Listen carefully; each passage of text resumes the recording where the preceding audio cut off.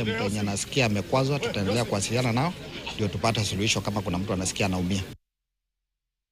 Na katika taarifa nyingine ya kutamausha, mwanafunzi mmoja wa kidato cha 3 anazuiliwa pamoja na mshukiwa mwingine katika kituo cha polisi cha Shianda wakihusishwa na mauaji ya mhudumu mmoja wa bodaboda katika eneo bunge la Mumias Mashariki.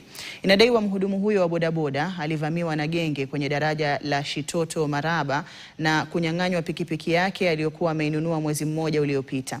Familia ya marehemu inasema kwamba ndugu yao Wycliffe Mwanza aliuawa kwa njia ya kutatanisha mwendo wa saa 11 asubuhi. Wahudumu wa bodaboda Mumias Mashariki kupitia kwa mwenyekiti wao Idi Wanakai wanawanyoshia kidole cha lawama wanaouza pikipiki za mikopo, wakisema wengi wa vijana wanaouawa ni wale wanaonunua pikipiki za mikopo. Majeraha ya mabaya sana kichwani, na polisi walienda mpaka mahali pale.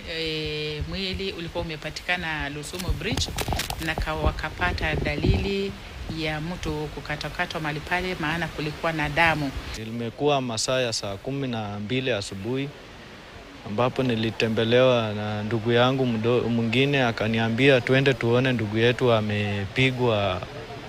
Ni kweli tulienda huko tukapata ndugu yangu ameuliwa. Alikuwa anafanya kazi ya bodaboda ya pikipiki na ndio amenunua tu pikipiki, hata hajamaliza mwezi nayo.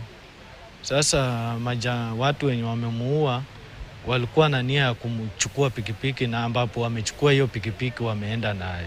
Tunaomba tu ya kwamba kama serikali waweke tu security kwa kila mahali. Juu sasa asubuhi kitu 6 mtu anauawa na kufa na amekuwa mzima.